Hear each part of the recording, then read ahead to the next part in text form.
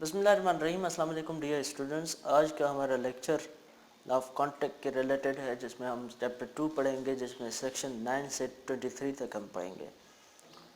Lecture को start करने से पहले मैं आपसे एक रिक्वेस्ट करता हूं कि मेरे इस चैनल को सब्सक्राइब कर दें, मेरे इस वीडियो को लाइक करें और कमेंट करें। सेक्शन 10 में हमारे पास पार्ट एग्रीमेंट्स और कॉन्ट्रैक्ट। एग्रीमेंट्स, कौन से एग्रीमेंट्स कॉन्ट्रैक्ट हैं, इसके बारे में है। इसमें कहता है all agreements are party contracts if they are made by free consent of parties. सब जो भी एग्रीमेंट है वो कॉन्ट्रैक्ट हैं, लेकिन कंडीशन दी गई है। अगर कंडीशन फुलफिल होते हैं तो वो कॉन्ट्रैक्ट है। Free consent of parties, competent to contract. एक फ्री कंसेंट हो, दूसरा कॉम्पिटेंट हो for a lawful consideration and for the lawful object, and not hereby express declare to be void. 5 चीज़ें। फर्स्ट, फ्री कंसेंट हो, दूसरा competent to contract हो, तीसरा lawful consideration हो, चौथा लॉफुल ऑब्जेक्ट हो, और पांचवा कि वो एग्रीमेंट वाइड करार न दिया गया हो। तो वो सारे के सारे एग्रीमेंट कॉन्ट्रैक्ट्स हैं। ठीक है, हमारे पास अब 11 सेक्शन है, जिसमें कहता है who are competent to contract. कौन से बंदे कॉन्ट्रैक्ट कर सकते हैं। Every person is competent to contract who is age of majority. 3 चीज़ें इसमें दी गई हुई हैं। एक तो वो मेजॉरिटी एज का हो, हमारे पास 18 ईयर्स है। दूसरा साउंड माइंड हो। तीसरा कि कोर्ट ने उस बंदे को कॉन्ट्रैक्ट करने से रोका भी ना हो, तो वो कॉम्पिटेंट टू कॉन्ट्रैक्ट है। अब हमने बात की पिछले मीन्स के सेक्शन 11 में साउंड माइंड की। साउंड माइंड क्या है? What is a sound mind for the purpose of contracting, ये सेक्शन 12 है। इसमें कहता है कि अगर बंदा कॉन्ट्रैक्ट करते वक्त कॉन्ट्रैक्ट के टर्म्स को समझता है और ये भी समझता है कि मेरे इस कॉन्ट्रैक्ट के ज़रिए मेरे इंटरेस्ट पर कौन से असर आते हैं, तो वो that person is sound mind. Okay, अब a person who is usually of sound mind but occasionally of unsound mind may not make a contact when he is of unsound mind। एक बंदा हमेशा सही होता है पर कभी कभी अनसाउंड माइंड हो जाता है, तो तब अनसाउंड माइंड के दौरान उस इंटरवल में वो कांटेक्ट नहीं कर सकता। ऐसे ही वाइस वर्सा, एक बंदा हमेशा अनसाउंड रहता है, कभी कभी साउंड माइंड में आ जाता है, तो उस साउंड माइंड में वो कांटेक्ट कर सकता है। अब सेक्शन 13 कंसेंट है, इसमें डिफाइन किया गया है। और कंसेंट इसको ऐसे डिफाइन किया गया है कि 2 या 2 से ज़्यादा पार्टीज सेम चीज़ को सेम सेंस में लें, तो उसको यहाँ पे कंसेंट किया गया है, कंसेंट डिफाइन किया गया है। ठीक है, 2 बंदे या 2 से ज़्यादा सेम चीज़ को सेम सेंस में समझें, तो दैट इज़ द कंसेंट। उसके बाद फ्री कंसेंट डिफाइन किया गया है सेक्शन 14 में, कि consent is said to be free when it is not caused by coercion, undue influence, fraud, misrepresentation, mistake, जो कि अगले सेक्शंस में डिफाइंड हैं।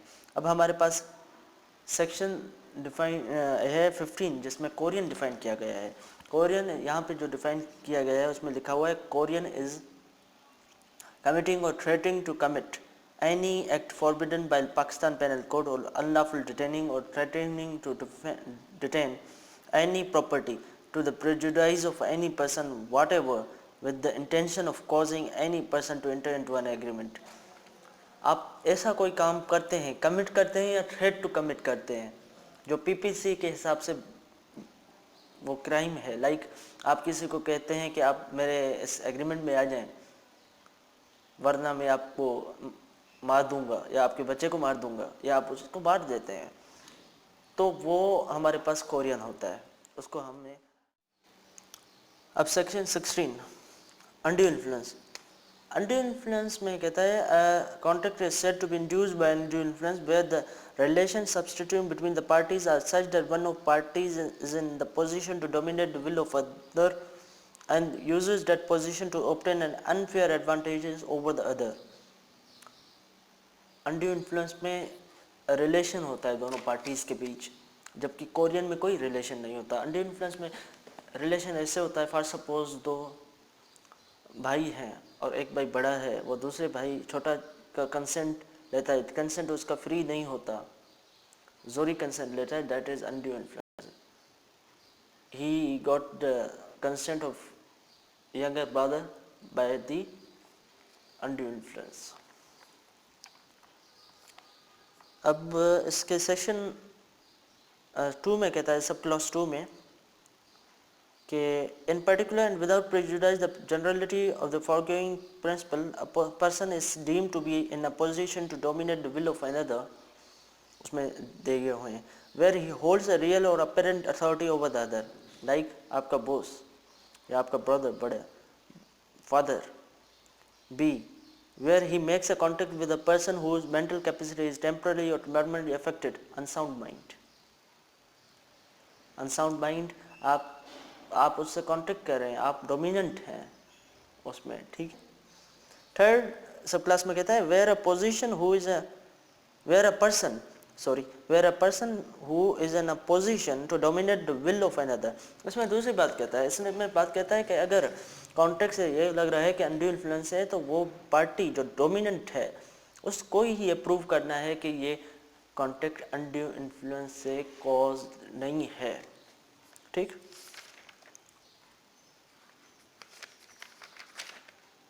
अब फ्रॉड तो आप सबको पता है कि मुझे पता है कि फैक्ट के बारे में, लेकिन मैं फैक्ट को छुपा रहा हूँ या फैक्ट को गलत बयान कर रहा हूँ, दैट इज़ फ्रॉड.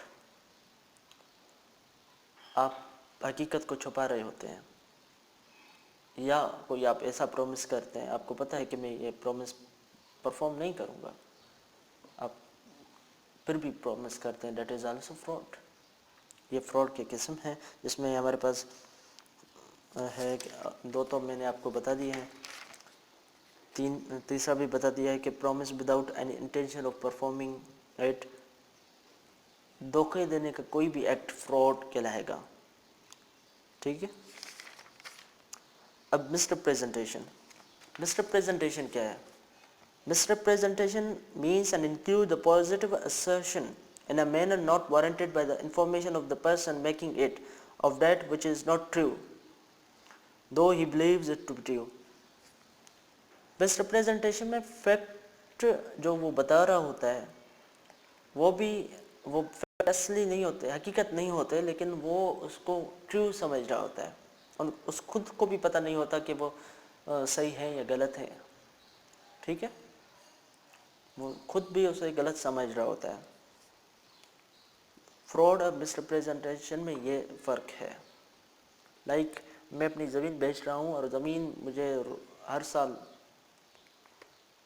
5 टन गंदम देती है, तो मैं आपको बताता हूँ कि मेरी ज़मीन 5 टन गंदम देती है, आप मेरे से लेते हैं और फिर वो 5 के बजाय 3 टन गंदम देती है, तो this is not my fault.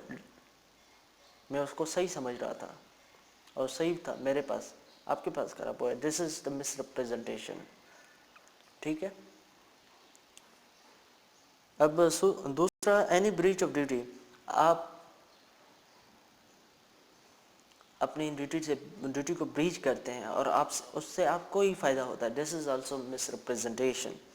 And third, causing however innocently a party to an agreement to make a mistake as to substance of the thing which is subject to the agreement. Like इसमें 3 चीज़ें हैं. पहले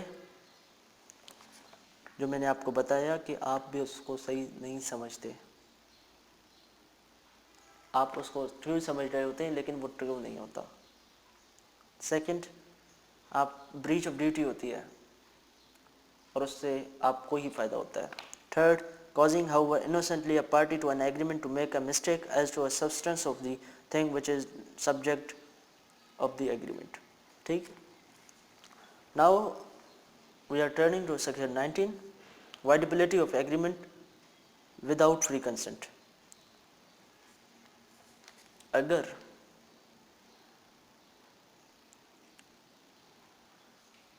contract voidable हो जाएगा अगर free consent नहीं है तो, ठीक है. A party to contract whose consent was caused by fraud or misrepresentation make if he thinks fit, अगर एग्रीव्ड पार्टी चाहे तो वो उस कॉन्ट्रैक्ट को कंटिन्यू भी कर सकता है. मैंने सेक्शन 2 में इंटरप्रिटेशन क्लास में आपको वॉइडेबल कॉन्ट्रैक्ट के बारे में बताया था। इंशाल्लाह मैं कोशिश करूँगा कि वॉइडेबल और वाइड कॉन्ट्रैक्ट के डिफरेंसेस मैं आपको समझा दूँ इंशाल्लाह। और इसमें क्या कुछ होता है वो भी मैं आपको मेरे लेक्चर में समझा दूंगा, जब मैं वाइड और वाइडेबल लेक्चर का वाइड और वाइडेबल कॉन्ट्रैक्ट का डिफरेंस बता रहा हूँगा, ठीक है। अब section 19A, power to set aside contract induced by undue influence. इसमें कहता है when consent to an agreement is caused by undue influence the agreement is contract voidable at the option of the party whose consent was so caused. Means agreed party के option में ही वो consent एक option में ही वो enforceability होती है कॉन्ट्रैक्ट की, दैट इज वाइडेबल कॉन्ट्रैक्ट।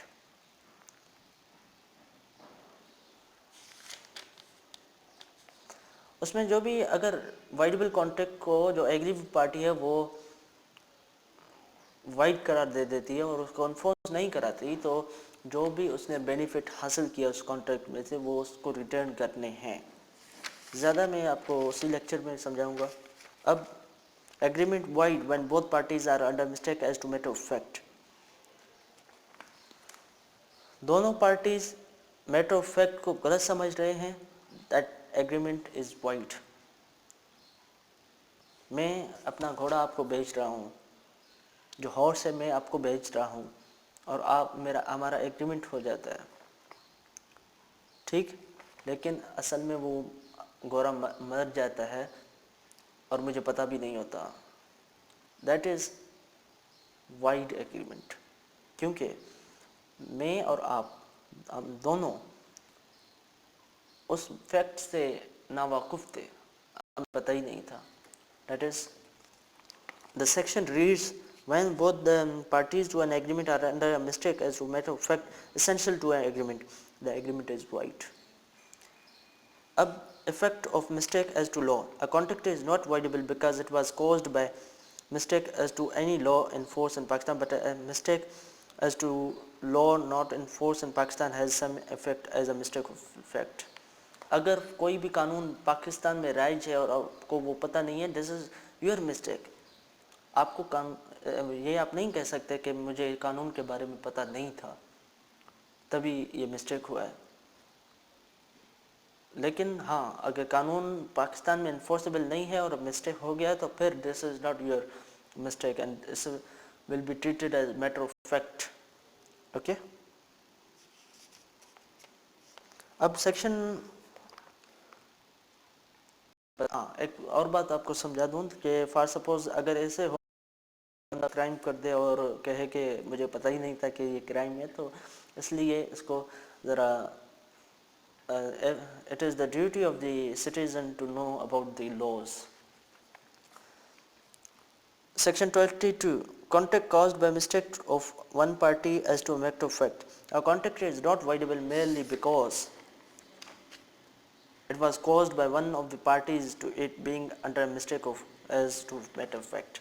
अब एक पार्टी की मिस्टेक हो गई मैटर ऑफ फैक्ट के हवाले से, तो वो कॉन्ट्रैक्ट वाइडेबल नहीं होगा। अब हमारे पास सेक्शन 23 है, उसमें कहता है कि what consideration and object are lawful and what not. The consideration or object of an agreement is lawful unless it is forbidden by law. इसमें लिखा हुआ है कौन सी कंसिडरेशंस एंड ऑब्जेक्ट्स लॉफुल हैं और कौन से नहीं है, तो वो मेंशन किए हुए हैं। फर्स्ट उसमें है कि is of such nature that if permitted feed provision of any law. अगर उसको लाइक वाइन की जो ट्रेड है आप उसे लीगल करार दे दें, तो वो जो जहाँ पे जिस कानून ने वाइन को प्रोहिबिट किया है उसको उस कानून को ये वायलेट करेगा। That's why this is illegal and this is unlawful consideration or unlawful object, okay. Involve or implies injury to the person or property of another, दूसरे की प्रॉपर्टी या पर्सन को इंजरी पहुंचाए, वो भी अनलॉफुल है। लाइक आप किसी को पैसे दे रहे हैं मैं आपको पैसे देता हूँ कि फला फॉर सपोज फला बंदे को आप गोली मार के आओ, this is not the lawful, this is unlawful. Okay, मैं आपको पैसे देता हूँ कि फला के घर गिरा के आओ, फला का मकान गिरा के आओ, दिस इज़ आल्सो अनलॉफुल। या फिर court regards it as immoral or opposed to the public policy. अब every agreement of which the object of consideration is unlawful is void। कोई भी एग्रीमेंट जिसका ऑब्जेक्ट या फिर कंसिडरेशन अनलॉफुल है तो वो एग्रीमेंट वाइड हो जाएगा।